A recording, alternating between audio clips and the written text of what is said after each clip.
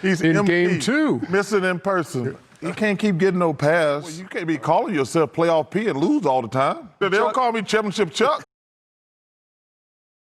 Here comes George, got the step and stuffs one move and counts on the foul.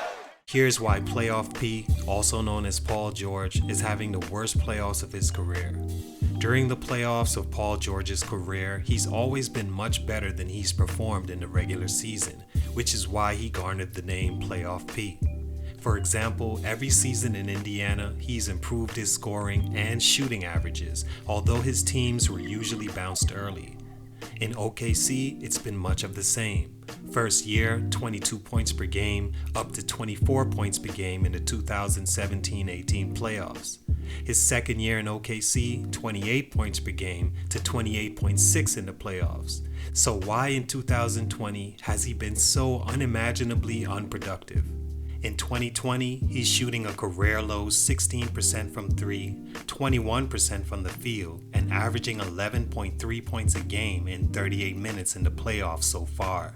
He's been clowned all over social media by his peers, their family, and Hall of Famers. Here's 3 P's, or reasons why I think that is. Pandemic pressure.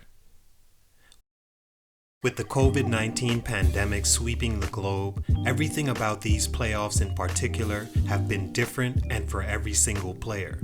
Since the season resumed, every player has been moved to Orlando's Walt Disney World, where they're hosted for months and months, not being able to leave except for extreme circumstances. This means no family, no sleeping in your own bed, no conjugal interactions with significant others or stray thotties, and no regular routine to get you in your zone. Although every player is dealing with it, it hits different for different people depending on your personality and life circumstance. For a single guy, it's assumingly a lot easier because this is regular life for you. For guys with family, wives, and young children, it could be a bit of a task. Add to that, you're playing in an arena where there's no home fans to pat your back and no away fans to toggle with that chip on your shoulder, giving you that extra boost. You're in a fishbowl. Your every move is being watched by critics and also your peers on the sidelines. Me personally, I think this is all too much for the man they call Playoff P. George is a guy that's a routine-oriented, patient person that enjoys long days on the fishing boat, doing the same things to catch his prey and waiting it out until that happens. The thing is, he's now on a team where there's no time for waiting. He's expected to win now, for the first time in his career, and with a leader, or lack thereof, in the quiet, non-encouragement or pat on the back Kawhi Leonard. PG is really isolated on a ship that is sinking while he tries to nonchalantly play his way out of it. The pressure to be that number 2 guy on a championship team after you left OKC in the middle of the night for a supposedly can't lose situation is getting to him.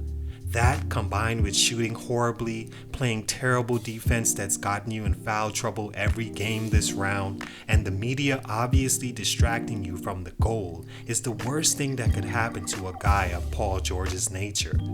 On top of that, some idiot gave you the name Playoff P, and now you're expected to put on that show. Make matters worse, you called out the bubble MVP Damian Lillard right before the playoff festivities began, and now you have to stand on that. Which leads me to Pat Bev. Patrick Beverley. You love him, and then you gotta hate him for what he's done to Paul George. He woke up a sleeping giant, all while rocking his to sleep. He saw it firsthand when I was a second-year player when he was in Houston. So I'm sure he has a great memory of that.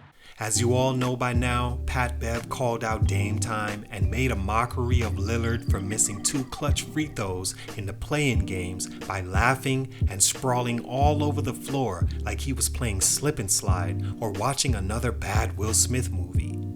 That followed with PG coming out of nowhere to back him up insulting Lillard's name on social media. That led to Dame ethering he and Beverley, and also Dame's sister with the ultimate ether to Paul George's soul and wife, a former professional dancer with whom he got pregnant, tried to abort, failed, and made a housewife to his beautiful daughters. That right there, when Dame's sister said it, touched his soul, and it was all because Patrick the Clown Beverley. Also, to Beverley's credit, and maybe the biggest self-punch to his team's face, is Beverley has been on the sideline with an injury and hasn't been able to play for the Clippers since his 20 minutes in Game 1, in which they won the game. I've always felt like that team is built on the toughness, personality, and pressure Pat Bev brings. Them not having him puts so much more pressure on Paul George, who has to expend so much more effort on the defensive end, when having Beverley would have given him the much needed rest he needs to produce on offense. Him not playing is killing Paul George, who's now running everywhere trying to defend the other team's best guy, who in this case would have been Pat's assignment for the most part of this round. Beverley calling out Dame and dragging Paul George into it, along with him not playing and helping out on defense, has the Clippers in a battle they desperately didn't want, and Playoff P struggling to catch air. Pandemic P. You can't be calling yourself Playoff P and lose all the time. The final P that has Paul George the laughing stock of the internet is the COVID-19 pandemic that shelved him for over 4 months and took him out of his rhythm. Some would say it helped him because he was often injured during the season with shoulder troubles, so it gave him time to rest, and that's very true.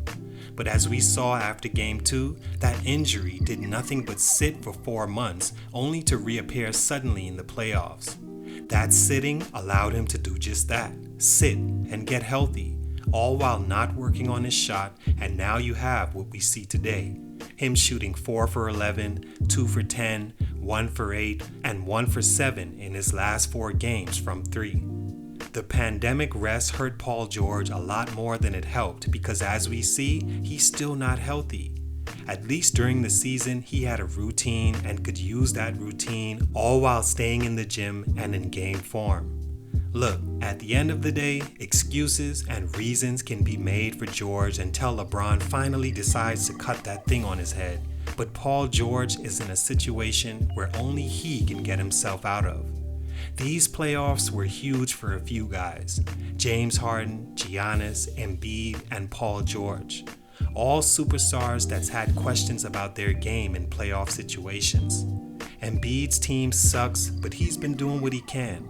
Giannis seemed to shake that Game 1 woe and is back on track for now.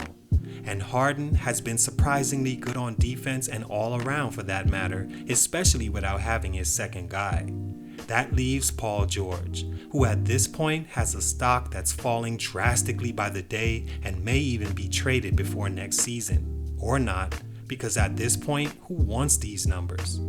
Hopefully he gets it together because I picked the Clippers to win it all. But right now, they're struggling and has woken up a young giant who may make history and defeat Paul's championship caliber team. Outside of that, Doc Rivers has been doing a horrible job helping PG. But that's a video for another time. Get it together, Paul. This is it for you. It's your boy JC Stunted Growth, and I'm out. Don't switch, don't switch, don't switch. And here Kawhi. comes Luka. Jam him up. Oh, and that is your old ball game.